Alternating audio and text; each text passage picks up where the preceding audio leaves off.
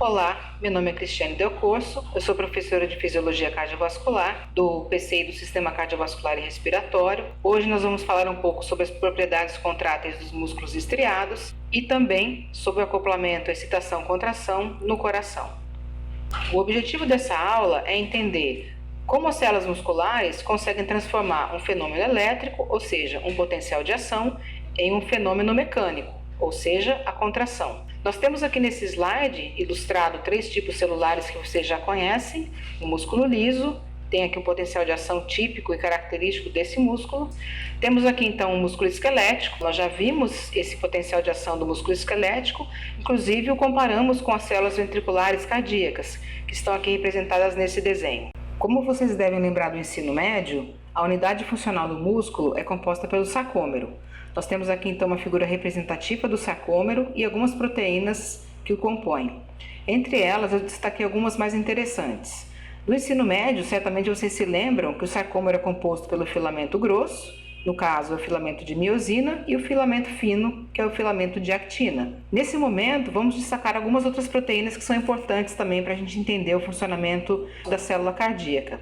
A miosina está aqui representada por esse filamento mais grosso. Ela possui algumas cabeças que têm atividade ATPásica, como nós vamos destacar um pouco mais adiante, e ela se ancora na linha Z, que é a linha que delimita, então, o sarcômero, através de uma outra proteína chamada titina. A titina tem uma propriedade particular, ela parece uma mola, e dá, então, ancoramento da miosina à linha Z. As linhas Z, que estão representadas aqui de cada lado do sarcômero, são compostas, então, principalmente por desmina e por alfa-actinina. O filamento de actina, na verdade, ele se encontra enrolado numa outra proteína chamada nebulina. Além da actina no filamento fino, existem também outras proteínas que formam o filamento fino, entre elas a tropomiosina e as troponinas C, T e I. C é a troponina onde o cálcio vai se ligar, I é a troponina inibitória, e T é a troponina que está mais intimamente ligada ao filamento de tropomiosina.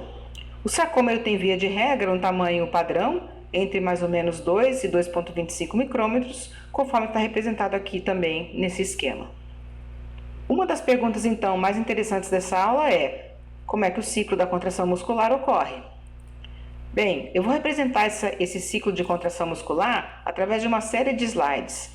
Vamos acompanhar, então. Eu tenho aqui esquematicamente o filamento fino ou filamento de actina. Acoplado a ele, então, eu tenho o filamento de tropomiosina, que é esse bastão verde, e a troponina. O filamento de miosina está aqui representado, com sua cabeça globular, e uma molécula de ATP está ligada a ele nesse momento. Nesse momento, a célula encontra-se em potencial de repouso. A partir do acontecimento de um potencial de ação, onde ocorre, entre outras coisas, a abertura de canais de cálcio do tipo L, vai ocorrer então a saída de cálcio dos estoques intracelulares, particularmente do retículo sarcoplasmático. Esse cálcio então vai poder alcançar o citosol. O mecanismo pelo qual o cálcio sai do retículo sarcoplasmático e vai até o citosol será explicado logo adiante. Uma vez no citosol, o cálcio vai poder se ligar então a algumas proteínas pelas quais ele tem afinidade. Uma delas é a troponina C, como está representado aqui nesse desenho. Nesse momento, onde há a ligação da troponina C pelo cálcio, há uma mudança de conformação nessa molécula, de modo que o filamento de tropomiosina e troponinas se desloca lateralmente e expõe, então, o sítio de actina. Nesse momento, ocorre uma interação entre a miosina e o filamento de actina. Quando ocorre essa interação, há a quebra do ATP, que está ligado à miosina, em ADP mais fosfato inorgânico. Essa reação é mediada pelo íon magnésio. Uma vez que o ATP é quebrado em ADP mais fosfato, ocorre a liberação primeiramente do fosfato inorgânico, como vocês veem aqui, e a liberação do fosfato inorgânico coincide com um movimento que empurra essa proteína numa determinada direção. Esse movimento é alcançado graças a uma flexão feita pela cabeça de miosina em relação à sua alfa-hélice, e esse movimento então pode ser visto aqui como um movimento inicial de 6,7 nanômetros. Em seguida, ocorre a liberação então do ADP, que ainda se encontrava ligado à molécula de miosina.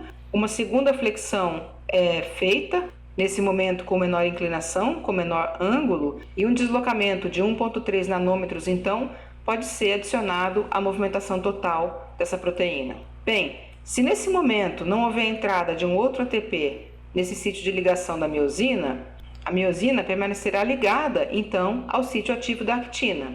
Um estado em que a célula fica depletada em demasiado de ATP é a morte, ou seja, a ausência de ATP.